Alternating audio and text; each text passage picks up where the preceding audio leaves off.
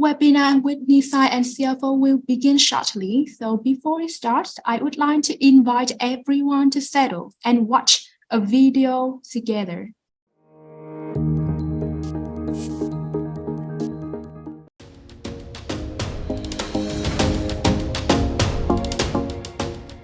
Nisai Global School is the first fully interactive online British secondary school that delivers quality-assured home education for pupils aged 11 to 19 in the Asia region.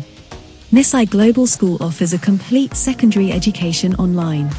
We provide everything that you would expect to find in a traditional school, from subject lessons, homework, and assignments, to houses, clubs, and even end-of-term reports.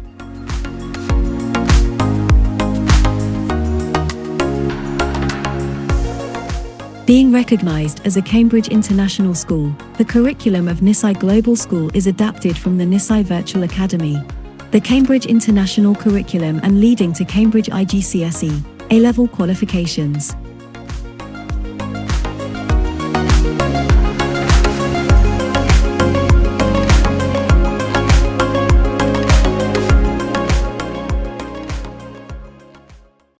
Ladies and gentlemen, welcome to the webinar Education in England, Scotland and Ireland. What's the difference? My name is Mai Hoa, the Student Success Officer of Nisai Global School, and I'm very honored to host this event today. Joining the event today, I am honored to introduce our esteemed guest, Mr. Louis Radcliffe, Global Engagement Officer of Loughborough University, Ms. Sarah O'Mahony, Marketing Manager of Shannon College, Mr. Paul McBean, Senior International Officer of University of Dundee, Ms. Diệp Trần, University and Career Advisor of Nisai Global School, Mr. Tuấn Phan Tony, Student Education Advisor, Cialfo, and Mr. Tim Milnerlin, Senior Director of Education Partnerships, Cialfo. Thank you for joining us at the event today.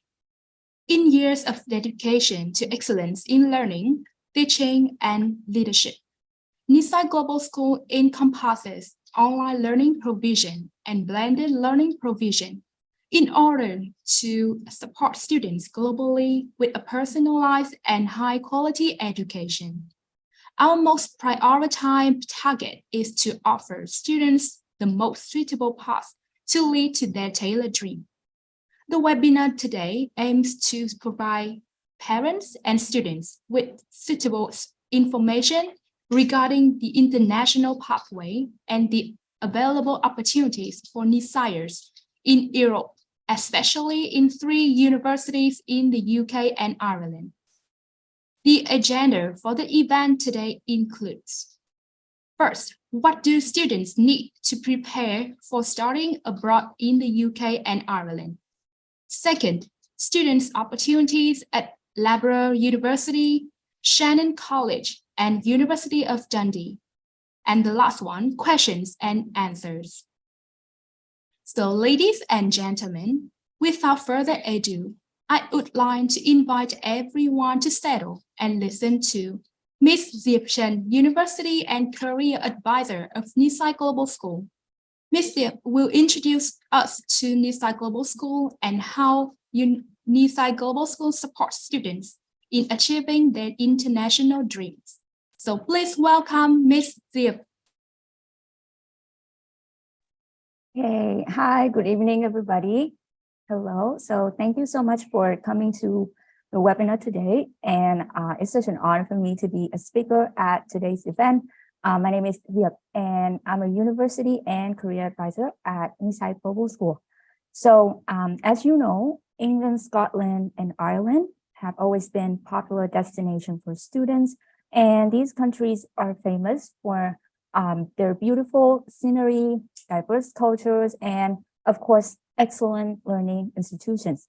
So if you're interested in going to one of these nations to study, it is very important that you do your research and prepare carefully, especially when it comes to your academic qualifications.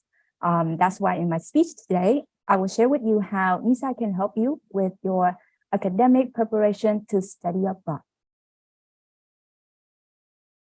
So my speech will be divided into 3 parts. So first, I will share with you about Nisai Global School. Second, I will talk about the Cambridge curriculum that Nisai is providing.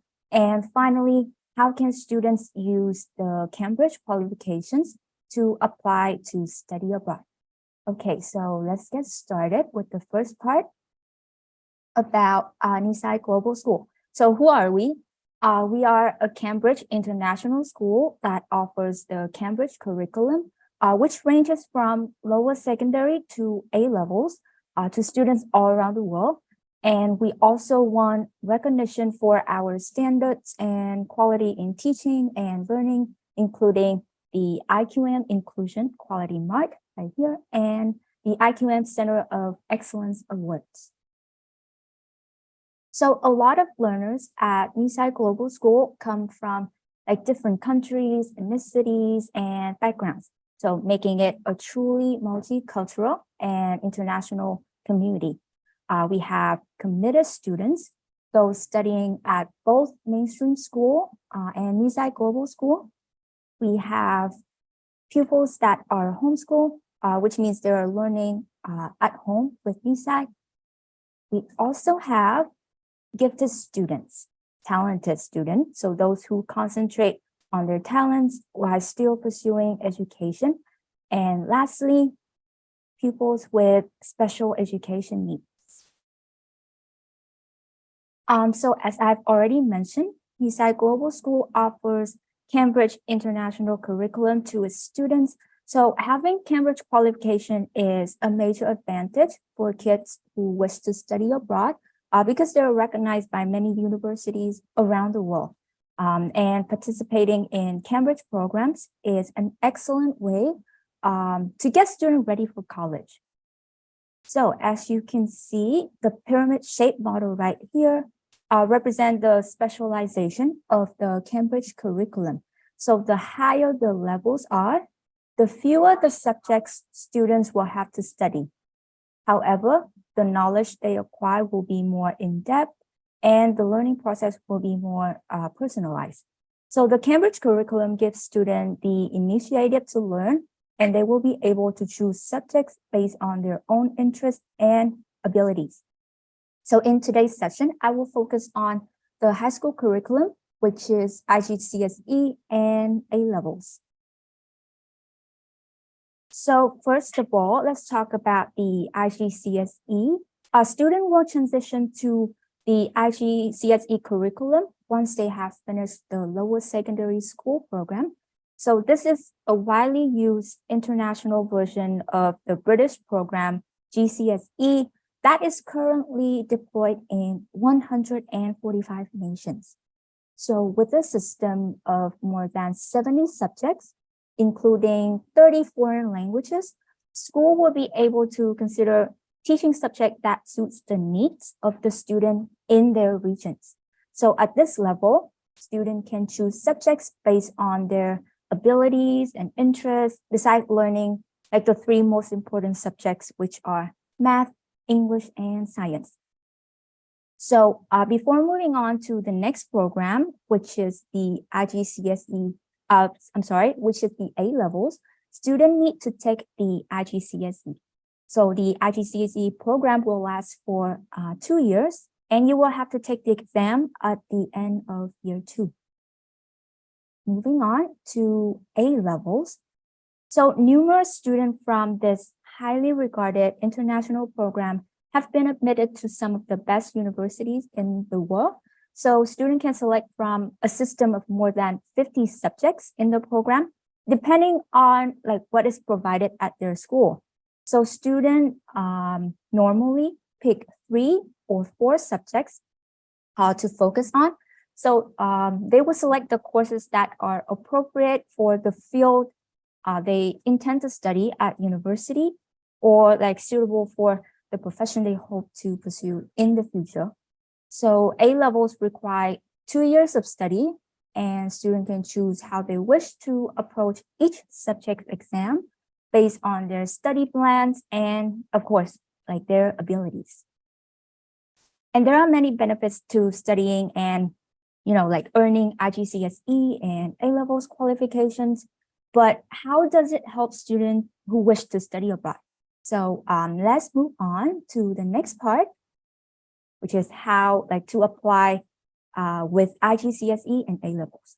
So these two programs, mostly A-levels, are accepted in several universities in England, in Scotland, and Ireland.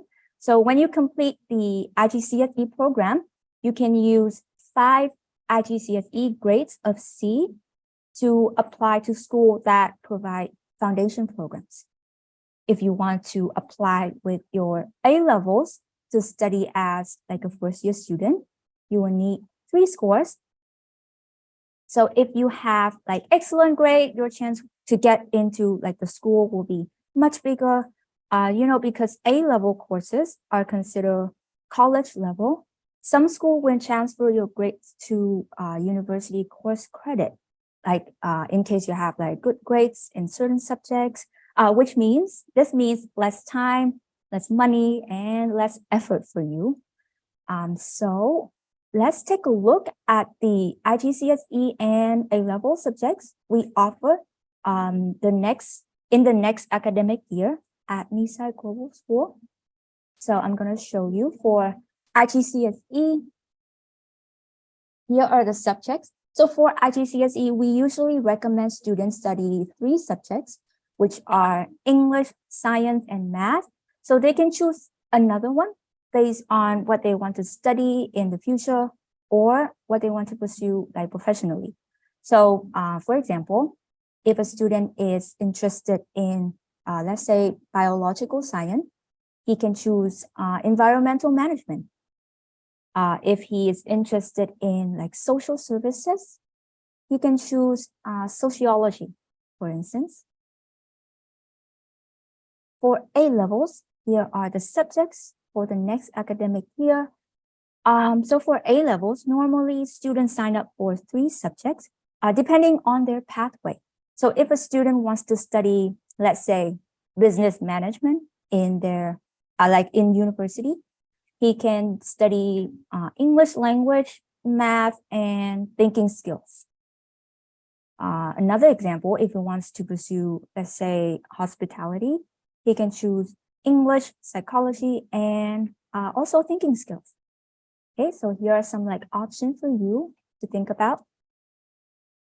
But again, there are several universities that accept A-levels, and the requirements vary from one school to another. Some school only require IGCSE scores. Some demand 3 A-level grades. Some have requirements for certain courses that are relevant to the major you want to pursue.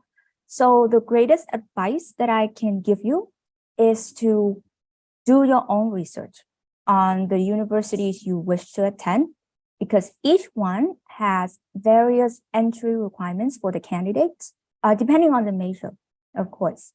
You can either go to the official websites of the school and search for the information you want, or you can just draft an email to ask the admission team. Okay, ask for an answer. And in conclusion, I think IGCSE and A-levels are among the Cambridge courses that Nisai offered to students. These certificates can be used by students to apply to university abroad. But because the entry requirements vary from one school to another, it is very important that students do their own research and, of course, find out how many subjects and which subject of IGCSE or A-levels they need to study. And I think that covers everything I want to share with you today. I hope you find it helpful, and thank you so much for listening. Thank you. Well, that was a wonderful introduction. I don't think I could have done it any better, and I'm very impressed by your ability to cover all that. And I also want to say thank you to Mai Huang for that wonderful introduction. My last name is quite complicated to say in English, but you did a wonderful job with that. And I want to say welcome to our students and parents who are here. You're taking a very, very important step towards finding and forging a future. You're taking a wonderful curriculum, and our three guests today are going to assist you with trying to navigate what the next steps might be. And they're wonderful to help support that. So again, thank you very much for being here. I'll let each of our guests introduce themselves, and we'll go one by one. So Sarah O'Mahony, I'm hoping I'm saying that correctly, from the University of Galway. Introduce yourself. Hi, thank you so much. So you were very close. So it's Sarah O'Mahony, but I've gotten O'Mahony quite a lot. I think from one particular movie, I think that I get that. So my name is Sarah O'Mahony, and I am the marketing manager for Shannon College of Hotel Management. And we are a college of the University of Galway, which is one of Ireland's leading universities. So very happy to be here today and looking forward to talking to you. Thank you very much. I will get better at pronouncing that last name. I need some more practice. Paul McBean. Hi there, everybody. Thanks for having us. I'm Paul McBean. I'm the Senior International Officer for Southeast Asia and the Americas here in Dundee. And we are a university situated in the city of Dundee, which is the fourth largest city in Scotland, about an hour north of the capital, Edinburgh. Thanks. Well, welcome, Paul. And finally, Lewis. Hey everyone, thanks for having me. So I'm the Global Engagement Officer for Central and Southeast Asia for Loughborough University. I'm also a Loughborough University grad. Loughborough is a small town that is located right in the slap bang middle of England. So yeah, you might not know about the location, but yes, it's just between Nottingham and Leicester, which are two major cities in England. Well, thank you very much for your introduction. So let's take a little bit of a map here. And I made a faux pas a little bit earlier. I call this is this considered the British Isles? It is not considered the British Isles. And Scotland and England are separate countries, but are also under the umbrella of the United Kingdom. So Sarah, if you had to point to part of this map, where is Galway here? So Galway is right on the west coast. So I guess if you would say if you're standing in Galway and looking out towards the Atlantic, that you should be able to, on a clear day, maybe see like Boston or New York if you've good vision. So kind of just up kind of in the middle on the very west. Got it. Well, we don't want to forget about Wales, but we don't have anybody representing Wales, but it is part of the United Kingdom. But where would Loughborough be here on this map, Lewis? So in that map, where it says England, it's probably just below the N of England. So it's right in the middle of England, and it's about an hour and 20 away from London. Great. And we travel north to Scotland. Paul, where would Dundee be? Yeah, so we're on the east coast. So where the D in Scotland is, if you kind of go across the water, and then across the water again, just where the kind of cross in the Scotland flag, we're just there. So about kind of somewhere on the right hand side here. Thank you very much. That was very good. We'll have a quiz on all of this later on today. But let's jump into some other specifics about all of your countries. Lewis, tell us a little bit about England. Maybe some other cities besides London that we might be familiar with. Yeah, so with England, so London is our capital city. So we are governed by a head of state and a separate democratic government. In terms of major cities that you might also know about, Manchester is one of our major cities. Birmingham is one of our major cities, and we are about 45 minutes away from Birmingham, Loughborough in England. So yeah, it's quite a big country. We have a lot of towns, we have a lot of cities, we have a lot of countryside as well. So we kind of have everything going on in England in terms of its area. We obviously use the Great British Pound.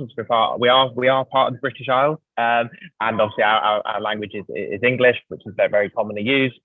But obviously we also share many practices with Scotland, who are joining us on the north as well.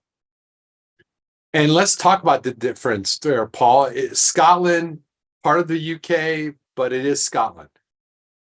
Yeah, so obviously Scotland is part of the United Kingdom, but there are a few differences. Obviously our accents are a wee bit different in Scotland. We have slightly thicker accents in maybe parts of England. We also have our own government in Scotland. So whereas we have the Westminster government, we also have a Scottish Parliament, which makes decisions on things like education and healthcare and lots of other things. The main cities in Scotland, obviously, we've got Edinburgh, the capital, which is like, if you've ever looked in online or seen a film, that's what Scotland will look like, I'm sure, in your head. We've also got Glasgow, which is the largest city, Aberdeen, which is the energy capital of Europe, and then obviously Dundee, which is a kind of creative city down just south of Aberdeen. Yeah, we use the same currency and the same languages, but one of the good things about coming to the UK is finding the differences between England, Scotland, and Wales and Northern Ireland. So there's a lot to explore. Got it. Lewis, I don't want to skip over the fact that there is a big coronation, a big event about to happen in England. Yep. So after the death of the Queen Elizabeth II, we have our new king, so King Charles III, who will be coronated in a few days, I believe, which will be a bank holiday for us. So we'll have a day off, which is nice. So yeah, it's a huge day for the country. We'll be welcoming the new king and the new Queen Camilla as well, as part of our new head of state, and they'll then take over from that point. So yeah, it'll be a very big party in the UK and in England on that day. It's a very big event. We don't tend to have coronations very often with our head of state. The last one, Queen Elizabeth, was on the throne for 70 years, so we haven't had a coronation for seven decades. So yeah, it's going to be a big day for everyone. Well, congratulations. And we turn our attention to Ireland. Thanks. So I suppose with Ireland, our capital city is Dublin. And I think a lot of people have seen some movies about Ireland that make it look like it's very rural, and we don't really have any infrastructure. But that's certainly not the case. I suppose when you look at Dublin, it is a major European city. We have a lot of the heads of European heads for a lot of big companies, like the likes of Facebook, Amazon, have big headquarters in Ireland. So we also would have a lot of companies that are involved in kind of medtech, fintech, the IT sections, pharma. So a lot of things going on across Ireland. Excuse me. So we have a president, that's Michael D. Higgins, and we also then have a government that is led by our Taoiseach, which is Leo Varadkar at the moment. And of course, I start coughing when I start talking. So our currency is the euro. Excuse me. Take a moment.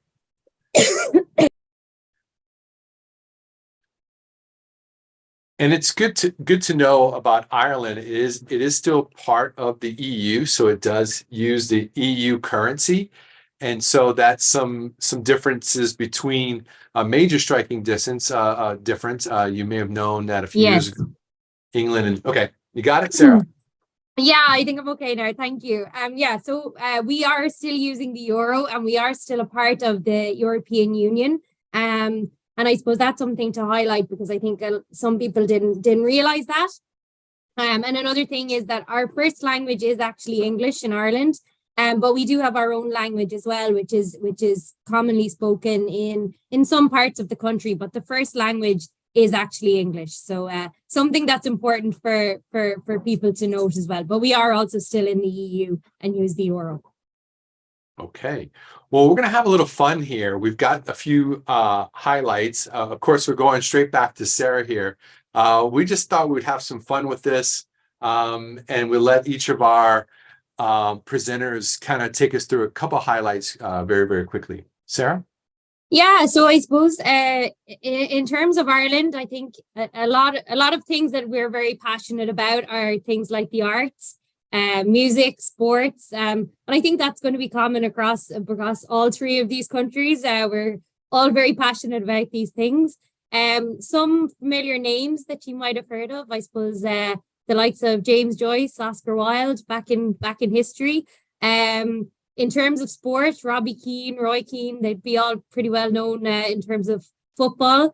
U2 is the one that Tim mentioned. Then I know from my recent travels in Southeast Asia, I know that the Cranberries are quite popular still in Southeast Asia. Westlife.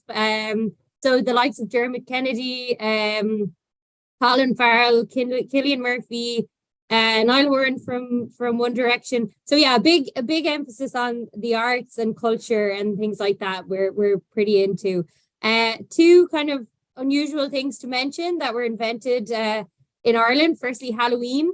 They tell me was an Irish invention back in pagan times. So that's one that I know a lot of people are grateful for.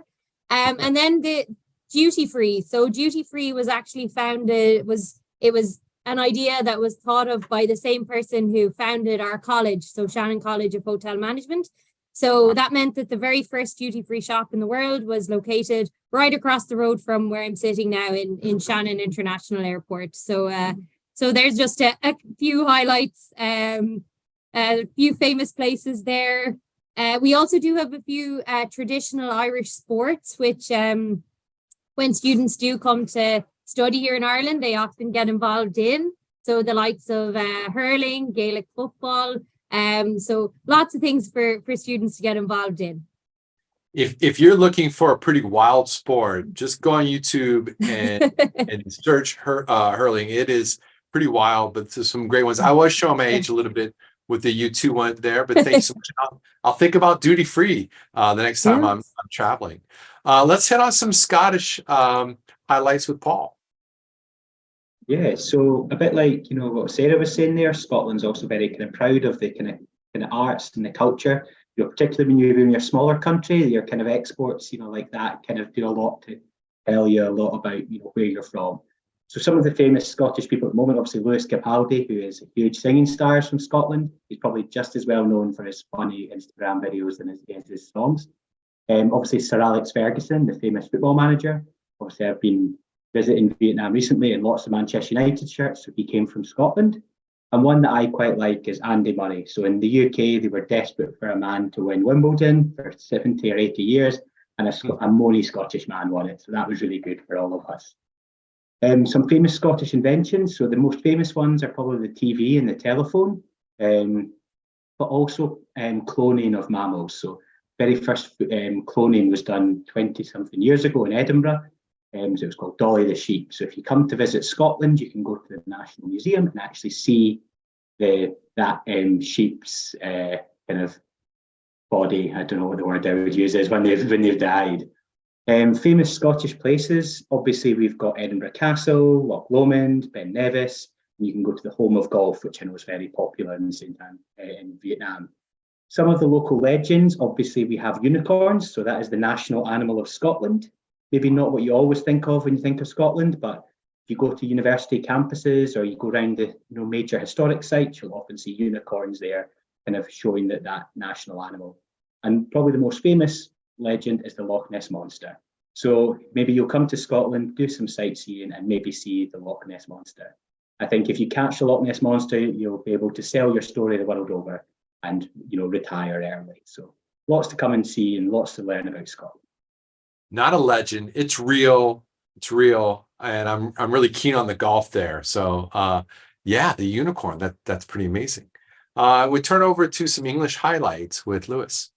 Yes, thank you. And Paul will know this, but whenever a sports person from Scotland does very well in anything, we also claim them as British, not just Scottish. So that's often something that the English steal. That we do, which is funny. But yeah, in terms of famous highlights for people, so Charles Dickens, many of you might know the writer or read his books. Footballers like David Beckham or broadcasters like Sir David Attenborough, who's travelled the world and had a really big impact in terms of climate change and stuff like that. But we have a huge amount of different types of people that come out of England, and they've made certain inventions like the telescope, the World Wide Web, the first website, and the web browser, which would be responsible for what we're using right now in terms of having this webinar. Those were all developed in England.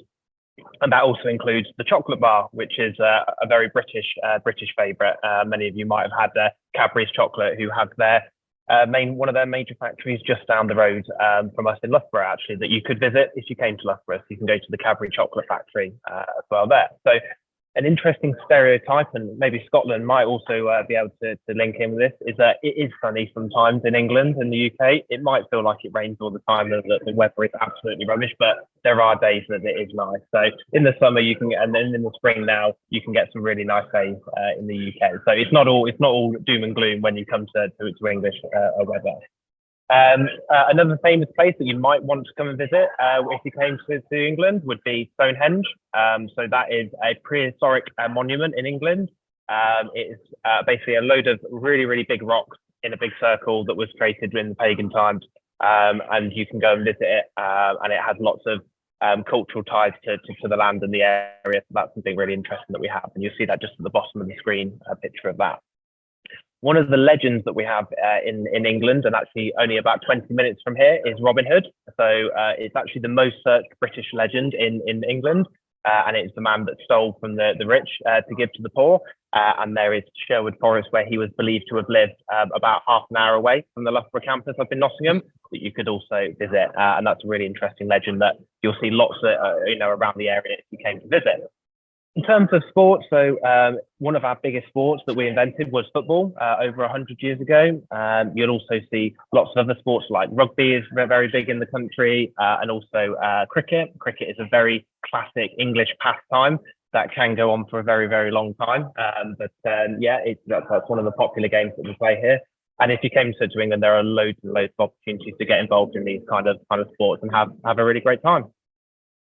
Well, I've had the opportunity of traveling all three places, and there's some great travel, great hiking, great sightseeing, whether it's Cliffs of Moher in Ireland, or the West Highlands in Scotland, or the Cliffs of Dover in Southeast England. It's some amazing places there.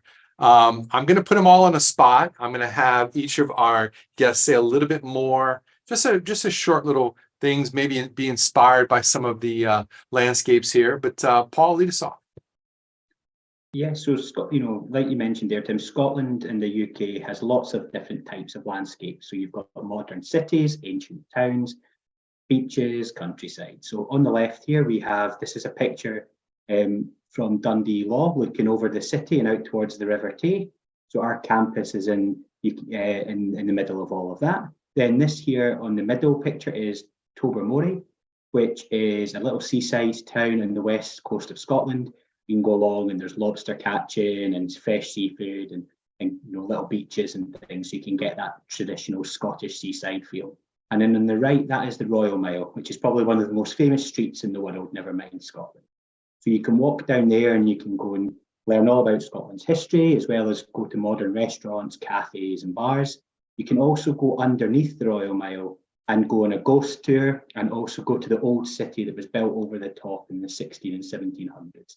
So if you're into maybe urban myths and ghosts and things, that's also something really cool. So there's a little bit of everything in Scotland, and even some nice sunny days.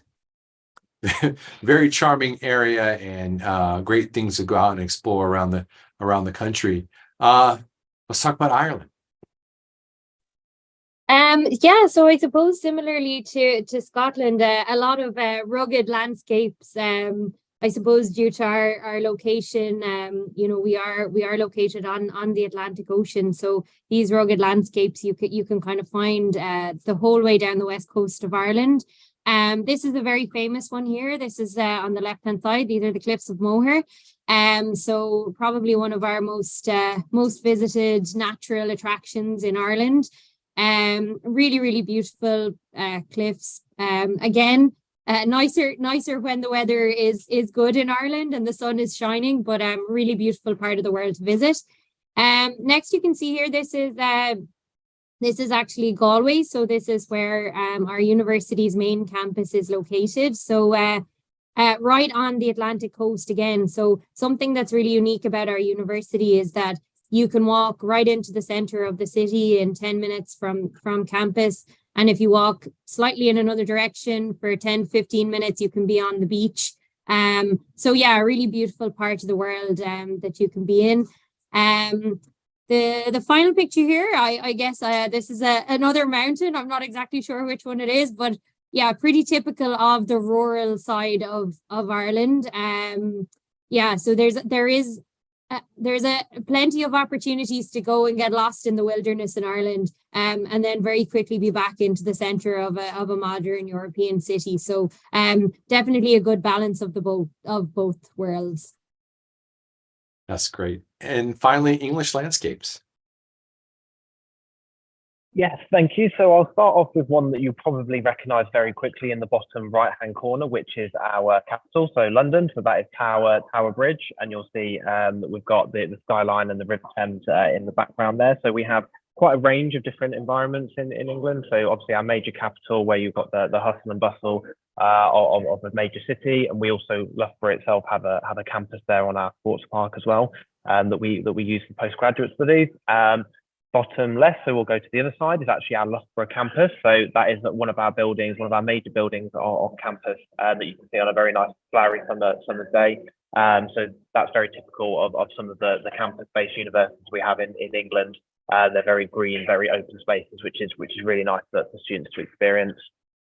Top right is actually in the southwest of the country. It is just outside a small rural town close to actually where I used to live. And you've also got that difference of that rural sort of farmland, small town sort of area, which is obviously very different to some of the major cities that we have.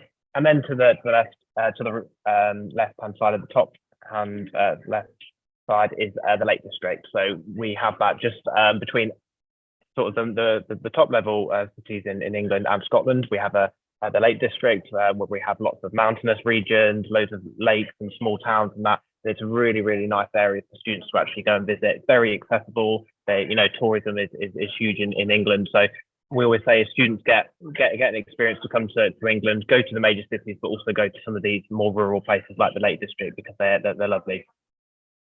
We just had a great comment. It is all very beautiful. And I know sometimes people are like, I have to live in London or I have to live in Edinburgh.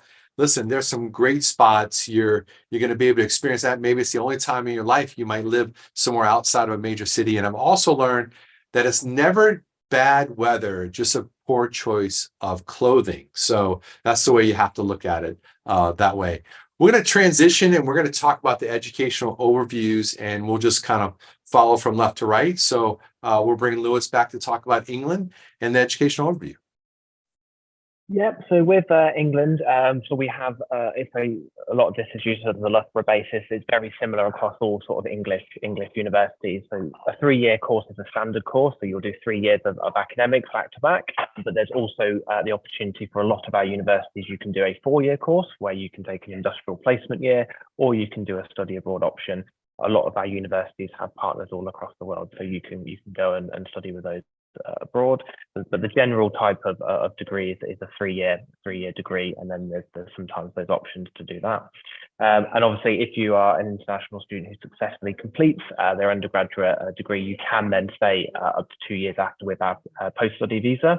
That is set and controlled by the government, and we're really happy that we have the 2-year visa to allow you to stay in England and actually support your post-studies and your work afterwards, which I think is really, really important for students to have that opportunity to do so.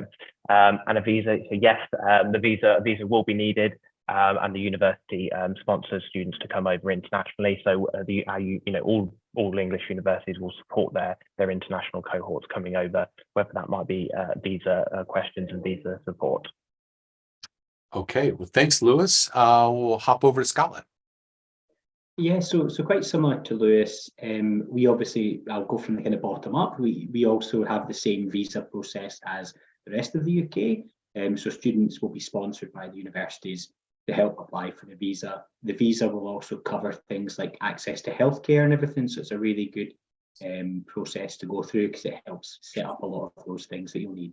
We also offer the post-study work. So upon successful completion of your studies, so you can work across the UK when you graduate. So you don't have to worry too much if you want to maybe have a different experience or a job opportunity arises in a different part of the country. You've got that flexibility. Now, the major difference between Scotland and England is that the standard degree in Scotland is 4 years. So we have a little more flexibility than a 3-year programme, but our 4-year programme is not quite as broad as a US model. So we don't typically do general ed, we do kind of related programmes in your major from year 1. So the thing to remember is that the 4-year programme was invented in Scotland. So if you go to a session about US schools, you can always say, oh yeah, your 4 years like Scotland. That's always a good option. We also offer internships, study abroad and exchanges in most universities and most programmes. So it's a great opportunity to experience something different in Scotland, like the rest of the UK. Well, I'll try to remember that, just like Scotland. Okay, very good. Sarah, finally, Ireland.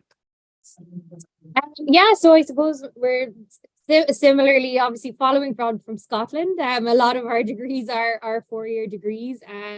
We do have 3-year degree options as well. And I suppose similar to, as Lewis was mentioning, you know, if it is a 4-year program, in general, it would include some kind of a work placement. That would very much be a part of our programs. In Ireland, we have a 1-year stay back for undergraduate students at the moment and a 2-year stay back for postgraduate students. And again, students do have to apply for a study visa when they come to study in Ireland. Yeah, so that part of the process here in Ireland as well. Great, thank you. We're now going to transition and talk about each of the individual universities. There's been a lot of questions, and we'll follow up with it about if I take A levels or certain curriculums, am I going to be eligible to apply to schools like this? So we'll cover all of that. But as we dive into that, if you do have any other questions, go ahead and drop them in the Q&A section. Okay, let's dive into Loughborough. Thank you very much, Tim. So yeah, so as you saw probably on one of the previous slides, this is one of our major buildings at Loughborough University. So we are a campus-based university, and this is our Hazelwood building, which was built in 1909, was the original building on campus. And that used to house the dormitories and the residents for the students to live whilst they're on campus. Now we use it for our major corporate offices, and that's the room that I'm actually sat in right now, just in the middle there at the top. So yeah, that's one of our major buildings. Go to the next slide. Yeah, great. So as I said, yeah, established in 1909, originally as a technical college, and now we are a fully established university within England. The Loughborough family, as we call ourselves, is made up of over 19,000 students. I think about 3,000 of which are of international heritage from 145 different countries, and we're continuously trying to grow that. So we're trying to push internationalization as a huge part of our new strategy, because diversity is really key for our university in terms of subjects, research, and everything like that. So the more diversity we can have, the better for our university. Our campus is one of the nation's best green spaces, and we got an award for that in 2021. So part of our campus, we have lots of green spaces. We have a woods on campus. We have lots of areas for students to go and explore, as well as the facilities that we have as well. And something that we're very well known for outside of our major subjects like engineering and business is also sports. So we are world renowned for our sporting subjects. So we're #1 in the world for our QS rankings, and we've been #1 now for 7 years in a row. So that's something we're very, very proud of, and that we put a lot of investment in across the university. So yeah, that's something that we're very well known for. And we also, tying in with our diversity on campus, we are a 5-star awarded inclusiveness campus as well, that we're really happy about. So people coming from lots of different backgrounds, whoever you are, you'll be welcome here, and you'll be fully supported by all the students and staff. And as I previously said, in London, in 2015, we actually opened up a second campus on our Queen Elizabeth Olympic Sports Park, which was the site for the 2012 London Olympics. And we were the founding partner of the universities that now live there. So that's a postgraduate campus that we have introduced recently as well. Thank you. I've been able to visit. It is a wonderful campus, very large campus, and it's very common to run into future Olympians with your sports programming there. Yeah. So a wonderful space here. Yeah, definitely. And you can see that's our campus there. So we have lots of, as I said, it's very green, lots of green spaces, lots of sports facilities. Everything, because we're a campus-based university, everything on campus is available for students, from their sports to their accommodation to their lectures and seminar rooms. We also have doctor surgery, shops, restaurants, and everything on campus. So because we are not in a major city, what we tried to do is design a campus and build a campus that has everything for students to want and need to do. So obviously, we want you to go and explore the rest of England and the UK, but if you didn't want to, you have everything that you need in Loughborough for you there. So we try and keep that, and that helps to build that inclusive campus, that diverse campus, because there's 19,000 students effectively in that space. So it's very busy and a really, really fun place to be in England. So getting to know us in terms of our subjects. So we are very well known for our engineering subjects. We have mechanical, electrical, manufacturing engineering. We also have aeronautical, automotive engineering as well. And we have building and civil engineering along with our architecture school. We have design and creative arts, which are some of our top programs. We have a top 10 business school. And as I said, we are #1 in the world for sports, exercise and health sciences. We also have a range of science programs from chemistry to our mathematical sciences. And then we have our humanities where we delve into politics, international relations, English and the places like that. And then we also, on the right-hand side, that is our Loughborough University London campus for our postgraduates, which changes quite regularly because we're trying to keep up with kind of emerging trends. So if you ever were to do a postgraduate taught subject at our Loughborough London campus, you might do something like design innovation, international management, or sports business, something like that. So we have a very, very wide range of programs that students can get involved with. From a variety of disciplines. So whatever you might do, there's always something that you might want to do at Loughborough. Wow, Okay. Amazing collection of possibilities there. Yeah, so and then our accommodation, so all our accommodation is on site as well. So as I said, with our campus, it's all on site. So we have over 7,000 rooms now on campus across 16 different halls. There's also additional accommodation in the town, private accommodation, but in terms of our campus, we do have 7,000 rooms. And a good thing for international students is if you want to come to Loughborough, we guarantee you, if you put us down as a firm choice and you meet our requirements, we guarantee you on campus halls. So sometimes in the UK, there's a little bit of a misconception that there is no accommodation and there's no room. It is challenging because there are struggles with accommodation, but in terms of international students, if you meet our requirements and you put us down, then we will make sure you always have somewhere safe to live on campus, which is, I think, really important for students. Absolutely. Great that you're able to do that and bring that peace of mind that international student can land on campus for sure. Yeah, exactly. And as I said, sport is obviously a huge thing for Loughborough.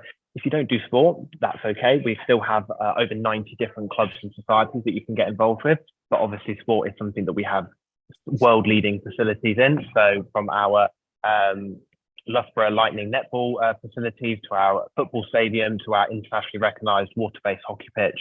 We also have an American football stadium pitch as well. So we have all of the facilities that you could want. So if you want to play sport competitively or just for fun, it's very inclusive and able to all. And with our elite facilities, we don't just keep those for the elite students.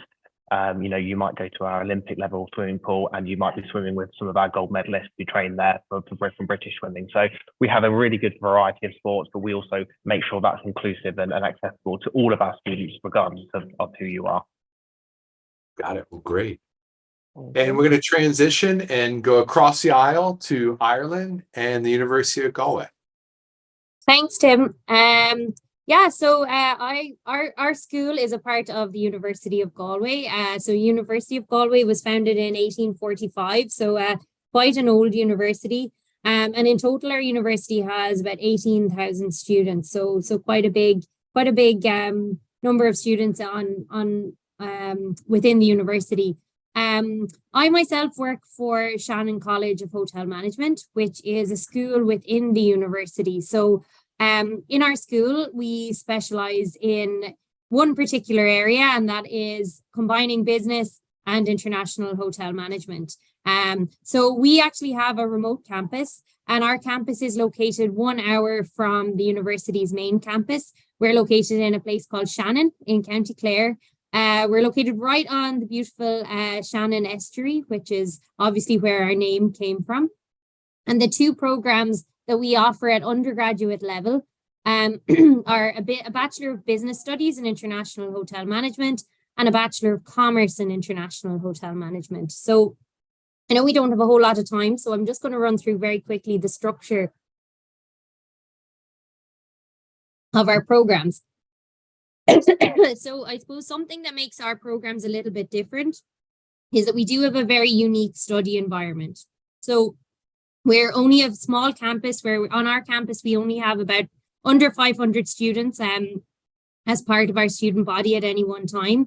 So our students get to know each other very, very well. They get to know us very, very well. And I'm so sorry that I seem to have developed a cough, literally the worst timing, but anyway. So yeah, it is a very unique study environment. And I suppose similarly to Lewis mentioning the family that is a part of their university, we would consider all of our students a part of the Shannon family. And again, that is something that we think is a really important part of our community. Practical hands-on learning, professional and soft skills. So I suppose developing the student as a whole individual is something that's very important to us. We are also offering full business degrees with a 100% employment record. And of course, that very important thing, and that is for worldwide travel. So those opportunities to live and work in different parts of the world. So if we can go on to the next slide, please. So our course structure, again, is quite unique. In year one, our students cover 5 practical subjects. So their kitchen, restaurant, accommodation, front office IT, food science. They also start their business studies modules and they study a language subject. Year 2 is a full 12-month work placement where our students go to work in some of the most amazing hotels in the world, located here in Ireland, for the full 12 months, and they are paid. Year 3 and 4, they're really looking at their business and their management subjects. And then something that's very unique about our programs is that we then set our students up in their first job. So all of our students on graduation day are in employment. And these, again, are working in some of the best hotels in the world. So we're very lucky to have some fantastic hotel partners. So just moving on, and I suppose that is to that final year placement. The final year placement, essentially, all of our hotel partners come to visit us throughout the students' time in Shannon, and they essentially recruit our students. So we work with about 160 hotel companies each year. They come to the college. They promote the different programs that they're offering for students, and then our students themselves decide which companies they want to apply for. So a fantastic place to be in your last year of college, where all of these people are coming, trying to recruit you.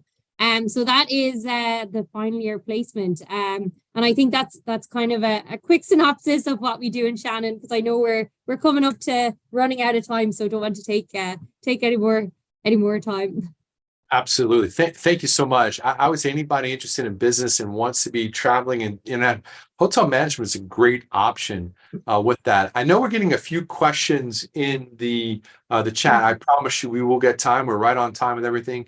We will have an extensive Q&A time there for our guests. But last but not least, University of Dundee. Hi there. Thanks, Tim. So yeah, the University of Dundee is obviously, as I mentioned, situated in the city of Dundee. So this is our main campus. This is the Geddes Quad. So this is right in the heart of Dundee. The campus is about 10 minutes from downtown. The beach, the countryside, everything is accessible from this main city. What's really nice about this campus is, as it's in the city centre, you become part of the wider community.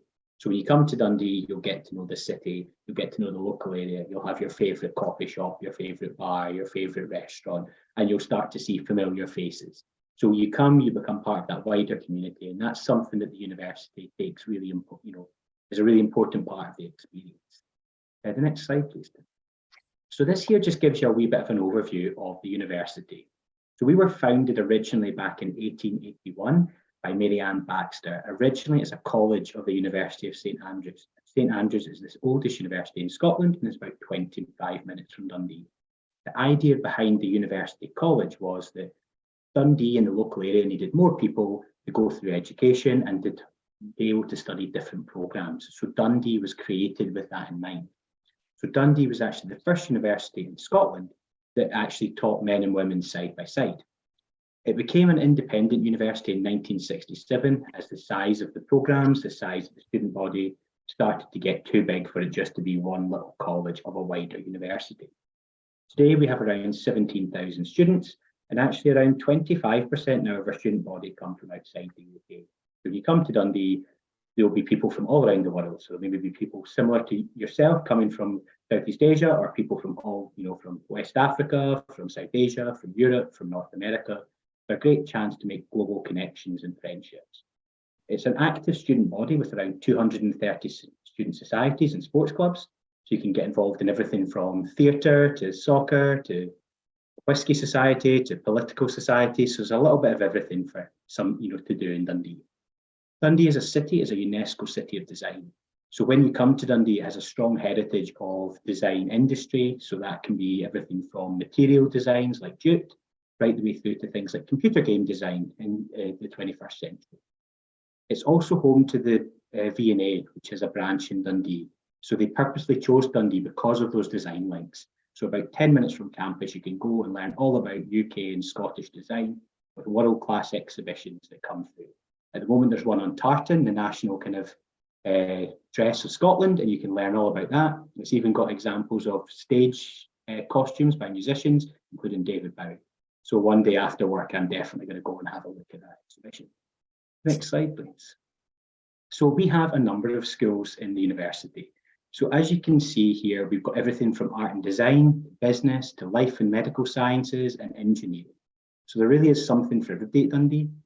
As I mentioned previously, our programs are 4 years, typically, with some of the professional programs like medicine and dentistry going into 5 years. If you scan the QR code, that will take you to our main prospectus, and you can have a look online at all the different options. I won't go over all our course choices because that would be really, really boring for you just now.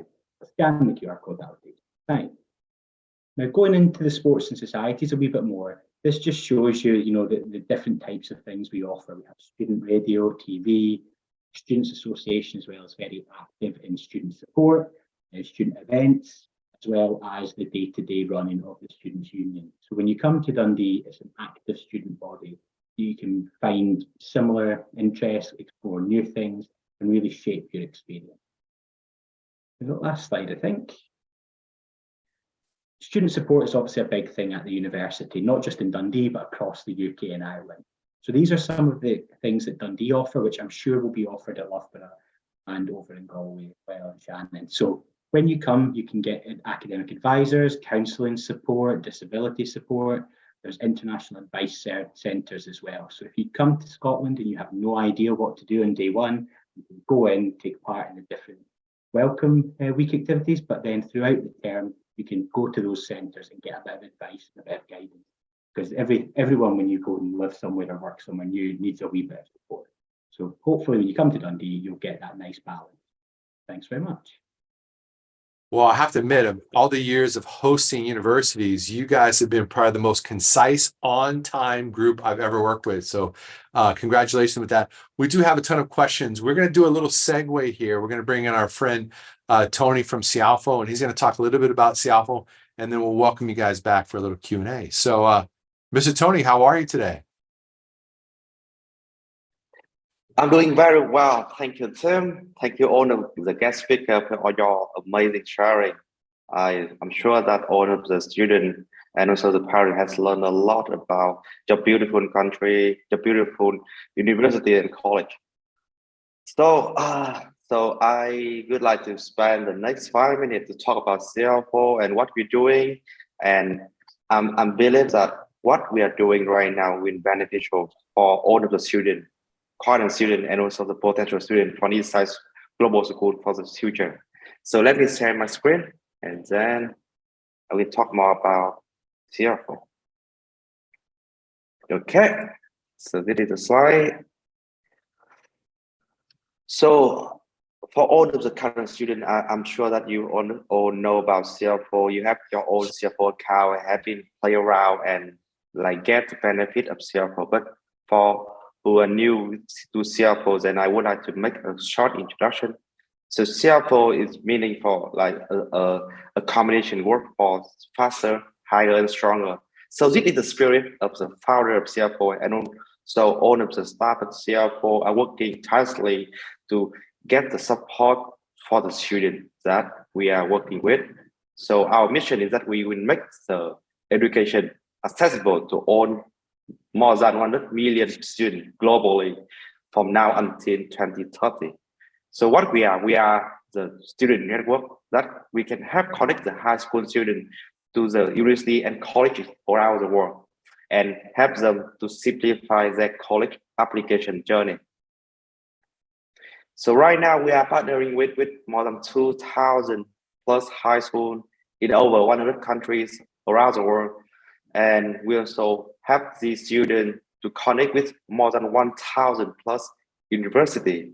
So we have 4 offices in Singapore, in the US, in Shanghai, and in New Delhi, in India. And also more than 20 countries, we have the local representatives that support our high school partners and our students. So like Nisai Global School. So what a Cialfo user can do. So like from A to Z, anything that you need to do along your college application journey, you can do with your Cialfo account. It's so powerful. You can find out who you are by completing the test, the career assessment that we design or we like support for you. Yes, also you can research your career. You can keep track of the tasks and progression you made throughout the journey. You can communicate with your counselor, with your teachers. You can like search for information all of the colleges or universities that you want to connect with. You can build a list that you can keep track on the application. You can actually send the document and apply for this dream university and also receive the offer, receive the scholarship from the university within Cialfo platform. Apart from all of these technical, beautiful things that I just mentioned, Cialfo also work very closely with our high school partner and teachers to support, to organize activity to enhance student skill and knowledge. And this webinar today also a proof that what we are doing, we would like to bring more knowledge. We would like to set the connection and get the student to get closer to the university that they can be suitable to study in the future. Okay, and lastly, I would like to give a quick update for this month. Regularly, Cialfo keep evolving and having new, exciting, cool feature for the student to explore and get benefit. So for this month, we have launched 2 new features. I would like to give you the update. Firstly, the Discovery Center. This is where you have a library of articles, a video, of study guides that you can really explore and get the most of it. I mean, like if you want to study in the UK, in Scotland or Ireland, you can have and can see all of the article and study guide about the UK, about the Scotland or about Ireland here. You can watch the video and also you can learn more about what the other student has like gone through when they apply for the university. And second thing I would like to share is about the career. So this is where you can like understand more about more than 150 popular careers that we have been like put in our career center. And this is where you can understand what exactly like a finance staff must do every day. Generally, what are the general requirements for to be successful in this kind of career, and what kind of education you need to equip yourself in order to pursue this career in the future. And all of these like article, video, or career choices that you can explore, we will keep updating throughout the time. So you can have more choices, you have more options and more resources to explore in the future. So that's all for the update for today. Anything else that you need to understand, you can learn by visiting our help center, where we contain a lot of like 2 or 3 minute reading articles, so you can really learn how to use like certain function in Cialfo. And also, like I said before, we have local support in Vietnam or in South Asia. You can reach out to me by my email, or you can book a meeting with me by my calendar that I put on the slide right now. And hopefully this is helpful for you for today. And I look forward to meeting with you more in the future. Thank you. Thank you, Tony. Yeah, thank you, Tony. Appreciate that. That was a great overview of Cialfo. And I challenge all students to take advantage and get going using your support and also the support of Cialfo. Sarah has now changed to Joan. Welcome, Joan. Sarah had to step out. Joan is such a professional. She's being jumped right in. And we're going to go through a series of questions that the students and parents have put together for us beforehand, and then also a few they've added in since we've begun. Let's talk about overall qualifications. And the main questions we have is, are A-levels accepted? Are ICGSEs accepted for your programming? And again, just take a few moments to talk about that. Lewis, we'll start with you, and then we'll go Paul, and then Joan. Yeah, so yes, A-levels are accepted in the UK, so that's one of our major requirements. Is we often look at A-levels or the IB program, and we do also offer a range of other international qualifications. So what I would always say to a student or to a family, if you're not sure if we will accept a qualification, always get in touch, because if it's not the ones that we have advertised on our website that might be the main ones, we often will accept other international ones after we've kind of looked through them. So yeah, in terms of A-levels, yeah, that's obviously a major requirement. A lot of the time in terms of IGCSEs and GCSEs, a lot of our subjects don't require GCSEs except for stuff like English and math. So other subjects aren't necessarily as relevant. It's more the English and math to go alongside sort of the English language requirements and that kind of thing. So it will also depend on the subject that you're going for. So for example, our business and economics will look at potentially maybe maths, whereas our engineering will look at math, but our fine art potentially wouldn't be interested in those kind of extra qualifications. So what we would always say to families is look at our current website in terms of our main ones that we accept. But if you are unsure, always get in touch with us so that you'll have our contact details. I'm sure you can be passed on our contact details if you have any questions. Just get in touch in terms of those other maybe different qualifications, because there's always a chance that we will accept those as well. Okay, Paul. Yeah, so similar to Lewis there, obviously A-levels, whilst Scotland has its own education system, we do accept A-levels. It's very common for students from the rest of the UK and internationally to apply with them.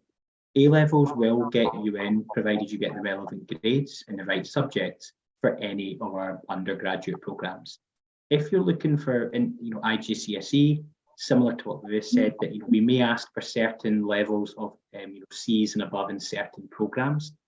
If you're looking maybe at pathways, IGCSE will be an option.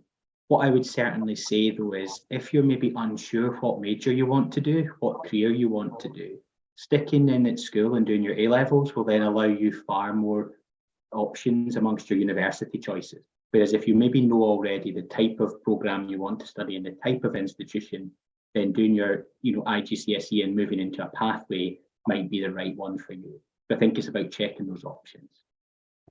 And Joan, qualifications to Shannon College. Yeah, we accept A-levels. It's a combination of IGCSE and A-levels. A-levels are accepted worldwide, but you would be looking at, say, they weren't doing maths in their A-levels, for example, we would be looking for the C in IGCSE. So it's a combination of both.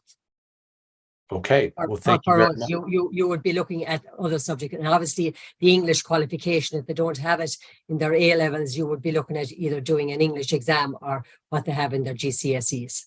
But yeah, Patrick. Having advised hundreds of kids to the UK and Ireland, your websites are wonderful and awesome. So definitely encourage students, parents to take some time with that and digest it, and obviously pepper you guys with some more questions.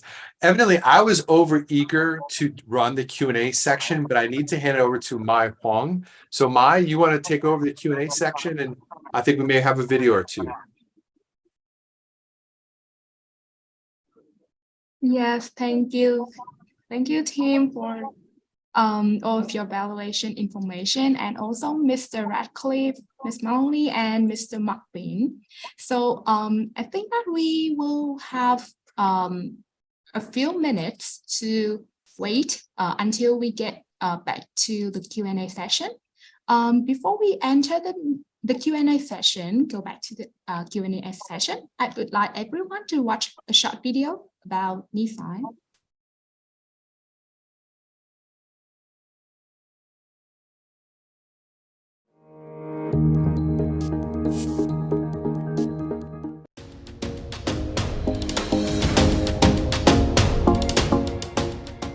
Nisai Global School is the first fully interactive online British secondary school that delivers quality assured home education for pupils aged 11 to 19 in the Asia region. Nisai Global School offers a complete secondary education online. We provide everything that you would expect to find in a traditional school, from subject lessons, homework, and assignments, to houses, clubs, and even end-of-term reports.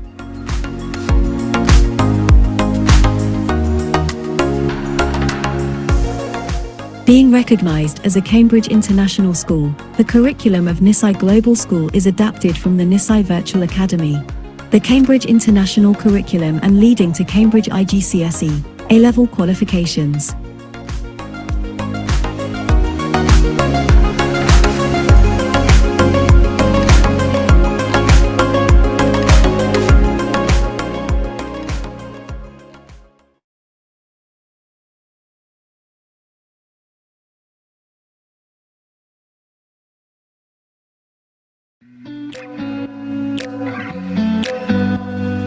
Currently, we are hosting the International SDGs Project Competition, Tangible Sustainability, Design Your Sustainable Community.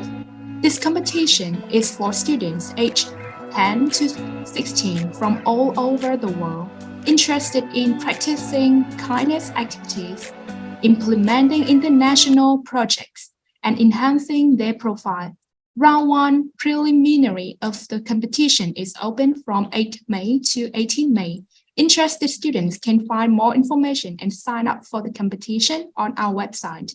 Visit our website by scanning this QR code.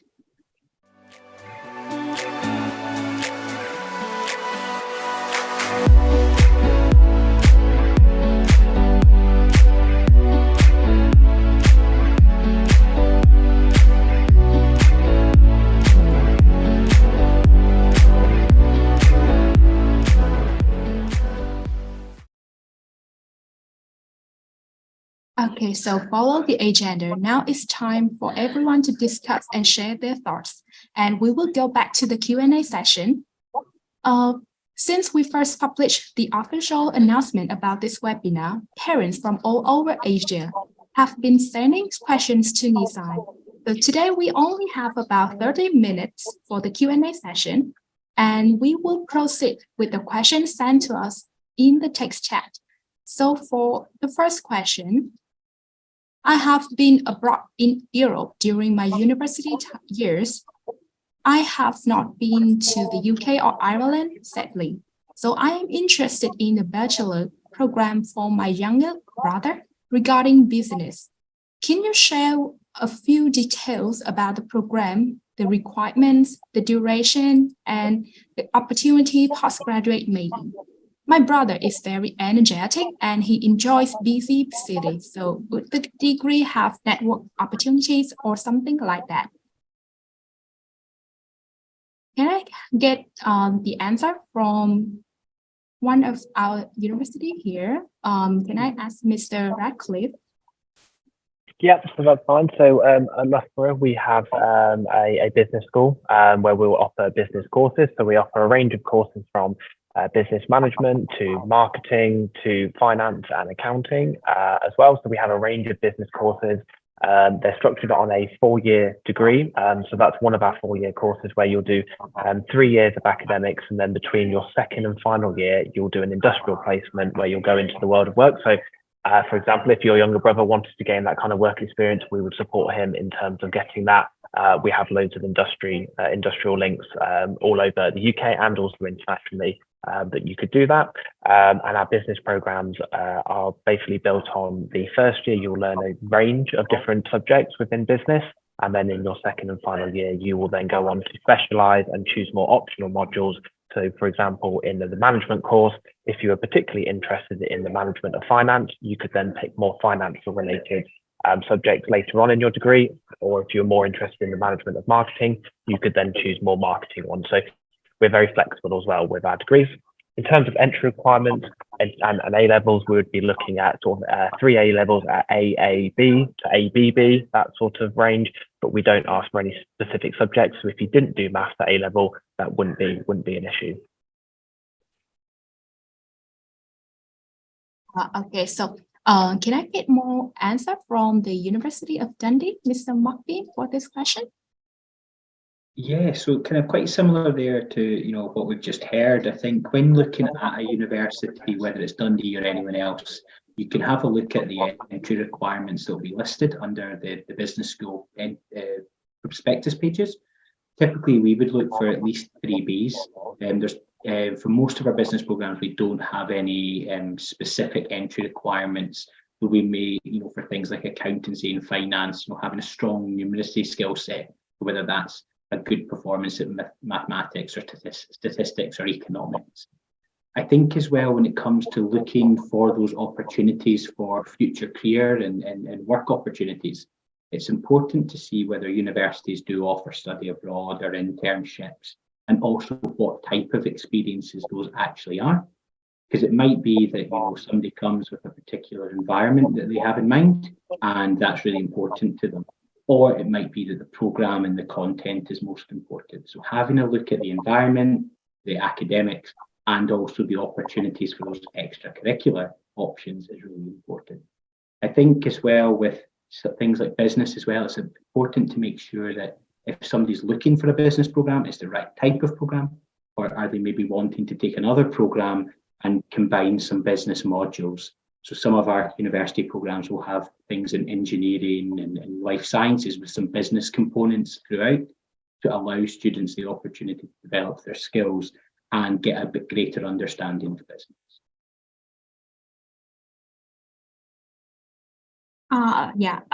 Okay. Thank you for all of your information from the Mr. Radcliffe and Mr. Martin. So I will go to the next question. Do kids need to prepare personal statement or letter of recommendation to apply to the foundation in England? Can I ask this question for Mr. Radcliffe again? Could you just repeat the question again, please? I couldn't quite hear it.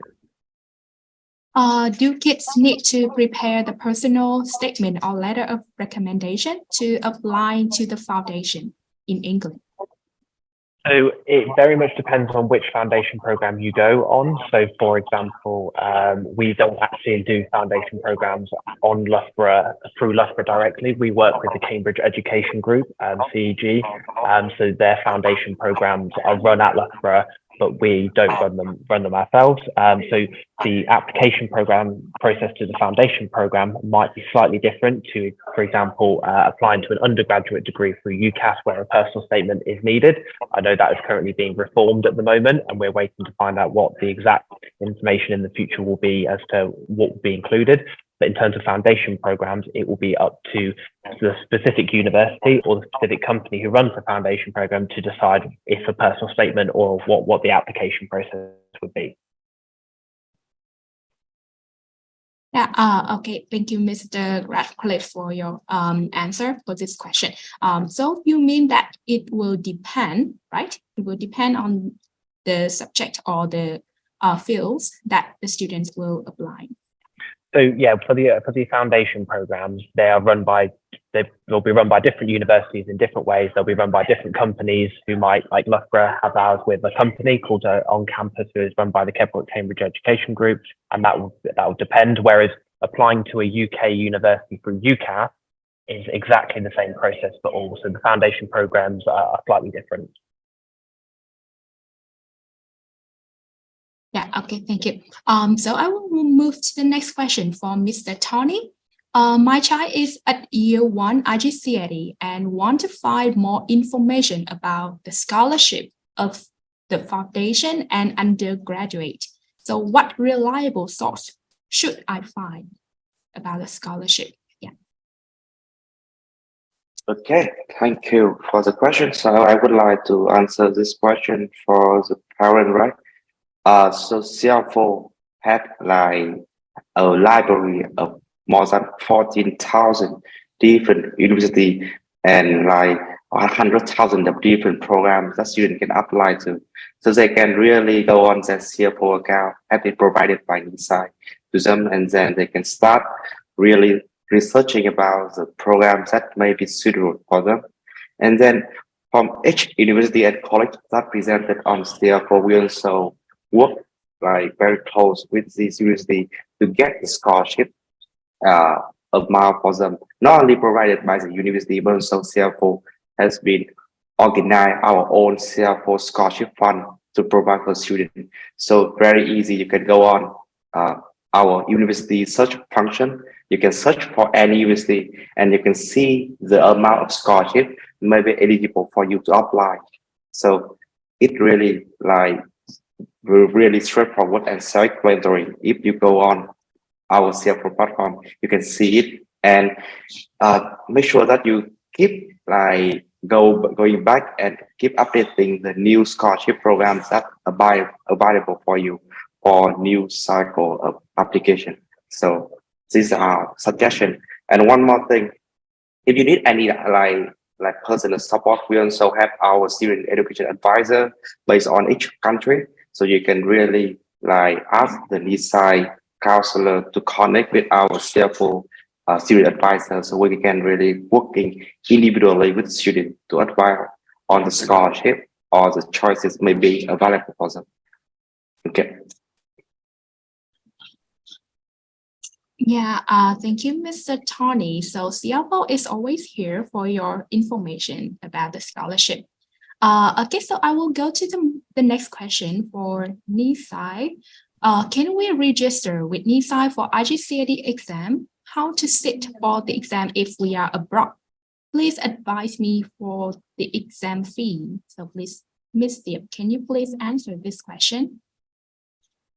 Thanks for the question. So the answer is yes. So students studying with Nisai can register for the IGCSE exam with the school. So normally the student support team from our school will help parents and students do that. And normally before the exam, we will hold a meeting with parents and students to give you detailed information about the exam. And in terms of how to sit the exam if you are abroad. So you will sit the exam at your own country. Normally, we'll help students sign up with British Council in your country or international school near your place that accept private candidates. So I hope that somehow answered your question. Thank you. Yes, thank you, Ms. Diep. Okay, I will move to the next question for Ms. Mahoney. What are the differences between BSc Business Studies in International Hotel Management and BSc Bachelor of Commerce in International Hotel Management? Which one is more suitable if the students study business economics at IGCSE levels? They're both, first thing I'd say is they're both level 8 honors degree programs in our framework. So the next level is master's. So for both programs, the students do the same modules for the first 3 years. So it's in the 4th year that the students who are doing the BCom go to study on the Galway campus, and the BBS students stay in the Shannon campus. So on the Shannon campus, BBS is a much more broader general degree where they would do event management. They might have a law module, they might have culinary modules, they have electives that they can choose, as well as doing business subjects as well.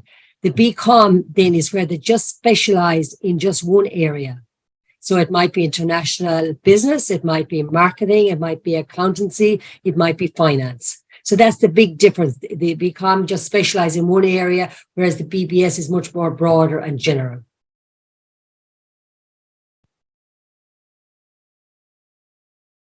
Okay. Okay, so one more question for you is that, Sure. Okay, yeah. Can students apply to IB Foundation with IGCSE, and what are the requirements for it? Well, normally students who apply to our foundation here would have completed the A levels and wouldn't have got the required grades. So it's now we're looking at from different countries. It depends on what their educational pathway would have, whether they have done a year of IGC. That's a new pathway that is being looked at. But traditionally, the foundation program was for countries whose educational qualifications didn't meet our standards and they needed one other year, or students who had completed A levels but didn't get the required grades. But at the moment, it is being looked at to see can students come directly from IGC onto our foundation program. So yes, it's a possibility. As I would say, like the other universities said, do contact us if that's the position a student finds themselves in, and we will look at what they have done. Yeah, okay. Thank you, Miss. Okay, I think that I will move to the next question for Mr. McBean. What are the requirements to study for a bachelor's degree in psychology? Mr. Mr. McBean. So to study at Dundee with, in something like psychology, we'd be typically looking for direct entry for 3 A levels at B. And for psychology, there typically aren't prerequisites if you're doing the MA psychology. If you're taking the BSc psychology, where some of the programs you will study in year 1 and year 2 are more science-based, you may have a requirement to have one of your A levels being in a science program, so a biology, a chemistry or something. Both programs themselves follow the same curriculum. It's just those electives in year 1 and year 2 that are slightly different, and both programs are accredited by the British Psychological Society. So in terms of entry, it's just standard 3 Bs. Yeah, okay. Thank you for your valuable sharing about your university. Okay, so the next question I want to ask Mr. Radcliffe, which IGCSE courses are accepted into your university? Do we need to have the Cambridge International Certificate of Education, or can we apply with certain IGCSE certificates? Okay, so for that, it will depend on which certificates that you have. So the best thing to do is, if you're ever in a situation where you've got your certificates, is to contact the university, because what we are is we are basically open to accept a range of different international qualifications from a range of different levels. But obviously we would need to assess those. Our admissions team would need to assess those in terms of the level of work, what you've been doing in terms of the IGCSEs. So we do accept IGCSEs, and as I said previously, we only have requirements for like a C in math or a C in English for certain courses. So it doesn't mean that every single course will require them. Every course has different requirements.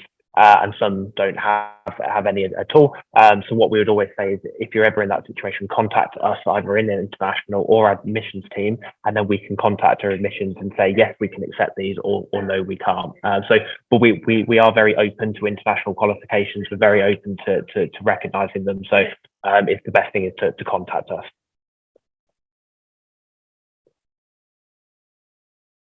Yeah, okay, thank you for your answer. Okay, so go back to Cialfo. Can I ask Mr. Tony this question? How can we find out which university in the UK is suitable for the student's ability? Okay, so this is very interesting question. What is the best fit university, right? So it really depends on each individual preferences. So come back to my earlier answers. I wanted to suggest that you can really start working early to find out who you are and what you need to be successful to study, and also the type of environment that you may like be suitable to really try and grow. So with our Cialfo account, you can really start working on your own research, right? On your strengths, weaknesses, type of environment. And then when you truly understand about yourself, you can go on our function we call the university search. So where you can filter the university that really match your preferences, like the location, the type of environment they offer, the type of entry requirement, subject they offer, so that you can narrow down the choices maybe like suitable for you. So that's why you can build a list of like suitable colleges and universities that you might like apply for the future. So that's a good starting point. Along with the way, you can also seek for other support. For example, you have your student success advisor in Nisai. You can also have our Cialfo, right, student advisor. So you can ask for the support, ask for mentoring. And also with this kind of webinar, you can also ask the question with the university rep. So you can get all the information to find out if this course or if this university truly suitable for you. So I do encourage you all as a student, start the journey early and don't be afraid to ask questions, to seek for support, because you may realize one day you have come a long, long way and you grow so much from doing that. So please keep asking questions and do not be afraid to try apply. Yeah. Okay, thank you for a really good answer from Mr. Tony. Okay, so for the next question will be for Nisai Miss Diep. May I know whether the IGCSE exam fee will be cheaper if I register with Nisai? There's a British council in my town. He said for English as a second language in British Council in October 2022. Okay, thanks for the question. So I think for this, the fee really depends on each country and also like depends on the number of total students applying for the exam. So it depends. But as I said before, so before the exam, we will hold like a meeting to provide parents and students with detailed information about the exam. Also, for example, like how to sign up for the exam, how students should prepare for the exam fee, of course. And yeah, I think that's pretty much it.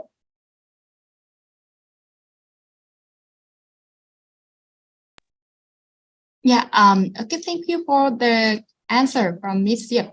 Okay, so we will come to the next question. The next question, what are the scholarships available for international students? Can I ask this question for Miss Mahoney?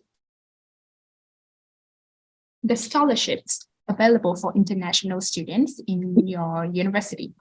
Yeah, there's lots of scholarships available. And what I would suggest to students is to go onto the website and just click on it. There's a dedicated page for scholarships. So there they will see merit scholarships. They will see scholarships based on the area of study that they want. Here in Shannon, we have scholarships specific for students from overseas as well, and students are welcome to apply for those as well. So there's many different scholarships, from sports scholarships as well, you know, on the main campus as a whole, the university, and then we have scholarships specifically for us here in Shannon College.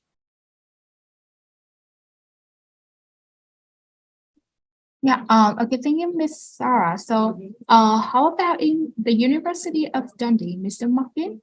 Do you have any answers from this for this question about the scholarships?